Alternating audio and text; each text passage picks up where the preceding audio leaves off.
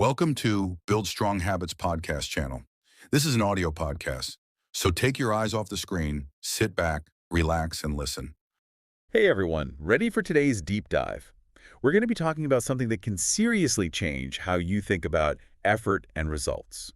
And how much you can actually achieve without burning yourself out. Exactly. It's the 80-20 principle. Which basically says that 80% of your results come from just 20% of your effort. And once you see it, it's like, whoa, it's everywhere. But before we go too deep into that, for anyone hearing this for the first time, Maybe a quick recap. perfect. So the 80-20 principle states that 80% of your outcomes, The good stuff you're aiming for.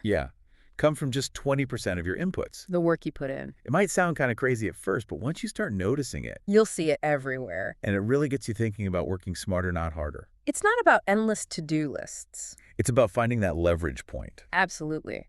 So where did this whole idea even come from? Well, it all started with this Italian economist. Alfredo Pareto back in the late 1800s. He noticed this pattern.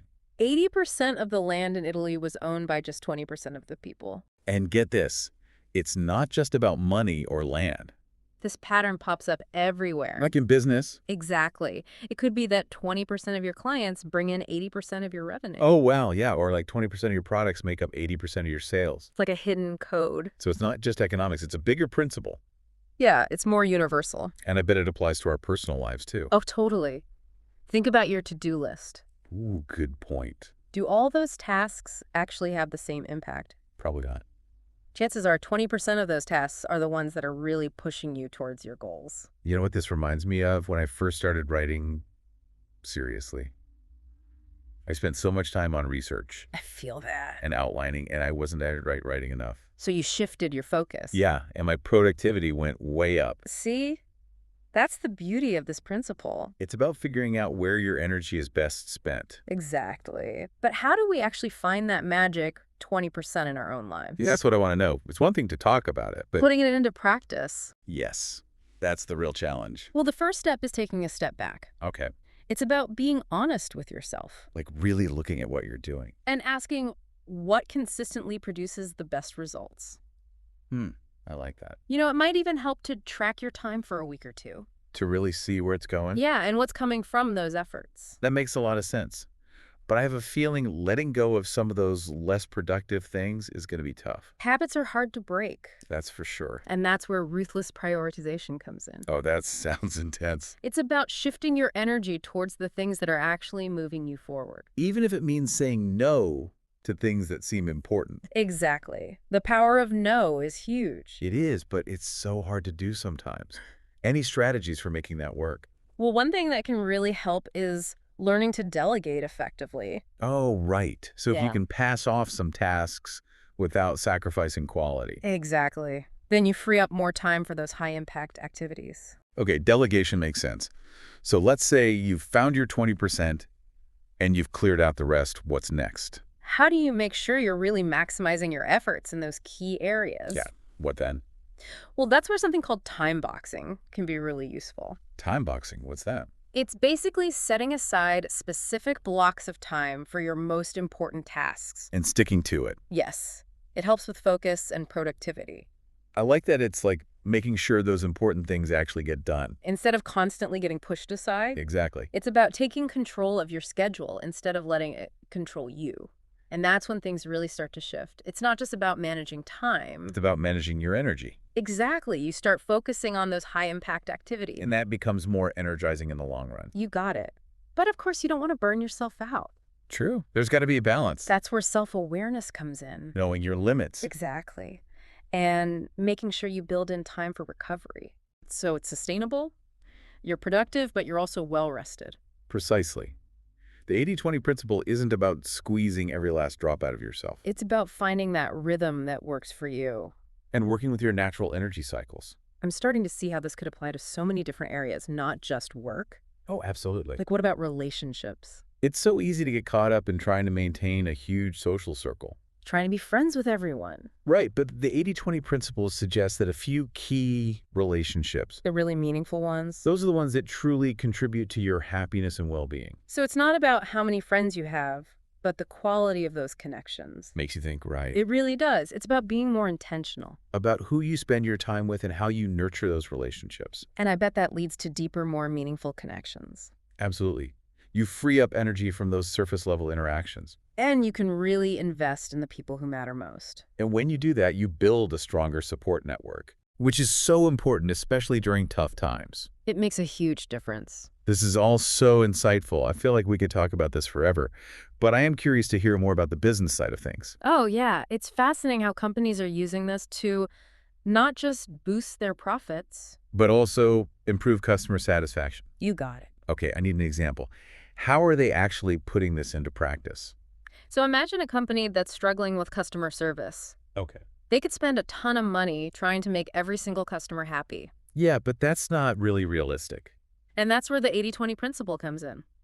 Okay, I'm listening. What if, instead of trying to please everyone, they focused on a specific group of customers? Like the ones who are having the most problems. Exactly. They could analyze their data and say, discover that 20% of their customers are making 80% of the complaints. So instead of spreading themselves thin, They focus on really understanding the needs of that particular group. it's about finding the root of the problem. Exactly. Maybe there's an issue with a specific product or service.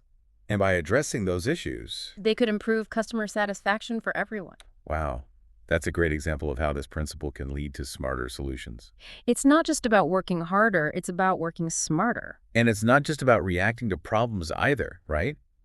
Companies can use this to be more innovative. Absolutely. Tell me more. So let's say a company looks at its product development process Okay. and realizes that 80% of its successful innovations have come from just 20% of its R&D initiatives. So they could focus on what's already working. Exactly. Double down on their strengths and maybe scale back on the things that haven't been as fruitful. That makes a lot of sense. And by doing that, they could increase their chances of developing those groundbreaking products. So it's about focusing your energy where it has the most impact. Exactly. Not all ideas are created equal. And some deserve more attention than others. Absolutely. This is making me think about all the ways this could improve efficiency in a company. Oh, the possibilities are endless. They could use it to optimize their supply chain. Or even their internal communication. Exactly. It's like a whole new way of thinking about business. It really is. It's not just about profits. It's about creating a more focused, efficient, and ultimately more successful organization. And a happier one, too, I imagine. You're absolutely right. When companies embrace this principle, it often leads to a shift in mindset. From busyness to effectiveness. Exactly. And that can have a huge impact on employee morale and job satisfaction. Because people feel like their contributions matter. Exactly. And that leads to higher levels of engagement and productivity. This is making me think about leadership. Oh, interesting. How so? Well, it seems like the 80-20 principle could be really valuable for leaders who want to inspire their teams. Absolutely. But how? Well, instead of trying to micromanage every little detail, Which never works. right, they can focus on identifying and developing the strengths of their team members So it's about trusting your team. and giving them the support they need to excel. I like that because everyone has different strengths. And the most effective teams are the ones that leverage those unique talents. This is making me rethink my own leadership style. I could definitely use a more 80-20 approach. I think a lot of us could. It's a powerful shift in perspective. And it can lead to better leadership, stronger teams, and more successful outcomes. Absolutely. It sounds like we're talking about a more sustainable and fulfilling way of working. For both individuals and organizations. Exactly. It's about moving away from that old work harder, get more model. And embracing a more strategic approach. This is all so thought-provoking. I feel like we've just scratched the surface of how the 80-20 principle can be applied. There's always more to explore. One thing that's really sticking with me is how this principle challenges our ideas about productivity. It's not about long hours or endless to-do lists. It's about finding those high-value activities and focusing your energy there. You got it. The traditional model often equates busyness with effectiveness. But that's not always the case. The 80-20 principle says you can achieve more by doing less. As long as you're doing the right things. Exactly. And that's so empowering. It means we don't have to be slaves to our schedules. Or feel guilty about taking breaks. It's about working smarter, not harder. And that leads to less stress. Oh, tell me about it. When you focus on the things that really matter, You can let go of the need to do everything perfectly. Will be everything to everyone. Exactly. It's so freeing, like giving yourself permission to say no. And focus on the things that bring you joy. It's like decluttering your mind. And creating space for relaxation, creativity, and personal growth. I love that. It's about creating a life that feels spacious and aligned with who you are. Beautifully put. And that sense of alignment can lead to greater satisfaction in all areas of your life.